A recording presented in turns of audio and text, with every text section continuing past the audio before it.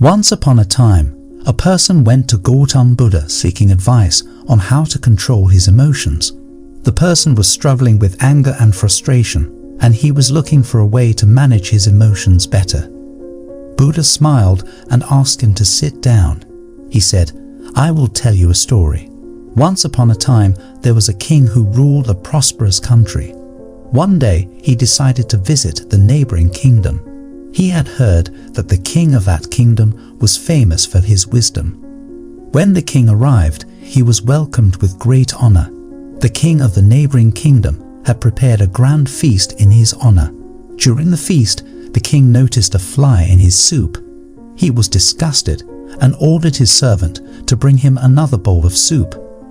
The king of the neighboring kingdom saw this and said, "Your Majesty, please do not be angry. It was just a small fly. It does not matter." The king replied, "I cannot tolerate such things. Even a small fly can ruin my mood." The king of the neighboring kingdom smiled and said, "Your Majesty, allow me to give you a piece of advice. It is not the fly that ruined your mood, but your reaction to it. You have the power to control your emotions. Do not let them control you." The king realized the wisdom in these words and returned to his kingdom. From that day onwards, he started practicing the art of not reacting to situations that would previously trigger his emotions. He found that he was able to maintain his composure in challenging situations and was able to make better decisions. The power of not reacting is an important lesson for all of us. We often react to situations without thinking, and this can lead to negative consequences.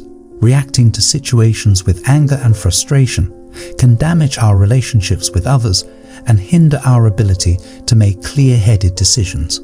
However, it is important to understand that not reacting does not mean that we should suppress our emotions. Emotions are a natural part of our human experience, and it is important to acknowledge them. Instead of reacting impulsively, we should take the time to process our emotions and respond in a thoughtful manner. In another part of the world, there lived a young man named Michael. Michael was a very emotional person, and he often reacted impulsively to situations that upset him.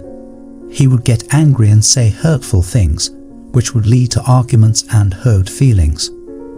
One day, Michael decided to take control of his emotions. He knew that his impulsive reactions were causing more harm than good, and he wanted to change. He started practicing mindfulness and meditation, which helped him become more aware of his thoughts and emotions. He also started practicing the art of not reacting. Whenever he found himself in a situation that would normally trigger his emotions, he would take a step back and take a few deep breaths. He would then assess the situation calmly and respond in a thoughtful manner. At first, it was difficult for Michael to control his emotions. He would still get angry and frustrated, but he would take a step back and not react impulsively. As he continued to practice, he found that it became easier to control his emotions. Michael also noticed that his relationships with others improved. He was no longer getting into arguments and hurting people's feelings. Instead, he was able to communicate in a calm and thoughtful manner, which helped him build stronger relationships. One day, Michael's friend came to him for advice. His friend was going through a difficult time, and he was feeling very upset. Michael listened to his friend's problems and offered words of comfort and support. His friend thanked him and said, "You always know just what to say. You never get angry or upset." Michael smiled and replied, "It's not that I never feel angry or upset. It's just that I've learned to control my emotions and not let them control me. It's a powerful tool that has helped me improve my relationships and my overall well-being." Michael's friend was impressed and asked him how he learned to control his emotions. Michael shared his experience with mindfulness and the power of not reacting. He encouraged his friend to try it out for himself, and his friend was grateful for the advice. Over time, Michael became known for his calm and thoughtful demeanor. He was able to handle difficult situations with ease, and people admired him for his strength and resilience. He continued to practice mindfulness and the art of not reacting, and he found that it brought him a sense of inner peace and happiness. The power of not reacting is a valuable lesson that we can all learn from. It takes practice and patience, but the rewards are well worth it. By controlling our emotions, we can improve our relationships, make better decisions, and live a more fulfilling life. The moral of the story of the king and Michael teaches us that we have the power to control our emotions. We may not be able to control what happens to us, but we can control how we react to it. By practicing mindfulness and the art of not reacting, we can learn to control our emotions and respond in a thoughtful manner. It's a powerful tool that can help us improve our relationships, our well-being, and our overall quality of life. So let us take the time to practice and cultivate this powerful skill, and let it transform our lives for the better. Anger will never disappear so long as thoughts of resentment are cherished in the mind. Anger will disappear just as soon as thoughts of resentment are forgotten. He who holds back rising anger like a rolling chariot, him I call a real driver. Other people are but holding the reins.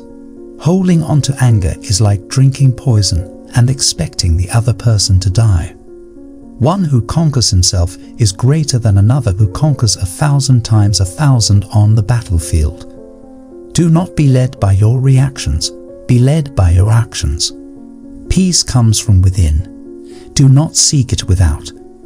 In a controversy, the instant we feel anger, we have already ceased striving for the truth and have begun striving for ourselves. The mind is everything. What you think, you become. You will not be punished for your anger. You will be punished by your anger. The root of suffering is attachment. If you want others to be happy, practice compassion. If you want to be happy, practice compassion. Letting go gives us freedom, and freedom is the only condition for happiness. If in our heart we still cling to anything, anger, anxiety, or possessions, we cannot be free. Better than 1,000 hollow words is one word that brings peace. All that we are is the result of what we have thought. Respond, don't react. Respond with reason, not emotion. In the end, only 3 things matter: how much you loved, how gently you lived, and how gracefully you let go of things not meant for you. He who experiences the unity of life sees his own self in all beings, and all beings in his own self, and looks on everything with an impartial eye. Happiness never decreases by being shared. We are shaped by our thoughts. We become what we think. Do not dwell in the past. Do not dream of the future. Concentrate the mind on the present moment. 3 things cannot be long hidden: the sun, the moon, and the truth. The only way to find true happiness is to let go of your attachment to things and people. The mind is everything. What you think, you become. It is a man's own mind, not his enemy or foe, that lures him to evil ways. An idea that is developed and put into action is more important than an idea that exists only as an idea. There is no fire like passion. There is no shark like hatred. There is no snare like folly. There is no torrent like greed. What we think, we become. All that we are arises with our thoughts. With our thoughts, we make the world. If you want to fly, you have to give up what weighs you down. If you want to change the world, change yourself first. Happiness is not something ready-made. It comes from your own actions. The trouble is you think you have time. The mind is like water. When it's turbulent, it's difficult to see. When it's calm, everything becomes clear. The tongue, like a sharp knife, heals without drawing blood. Do not seek to follow in the footsteps of the wise. Seek what they sought. Purity or impurity depends on oneself. No one can purify another. Let us rise up and be thankful, for if we didn't learn a lot today, at least we learned a little. And if we didn't learn a little, at least we didn't get sick.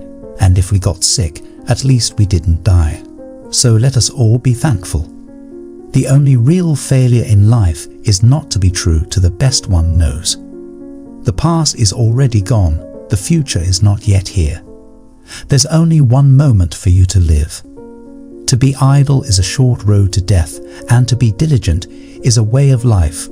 Foolish people are idle, wise people are diligent.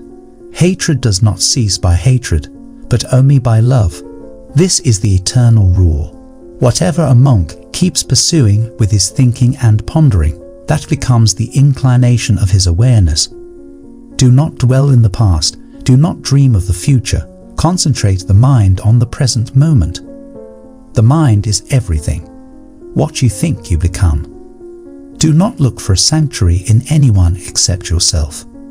The only way to do great work is to love what you do. If you haven't found it yet, keep looking.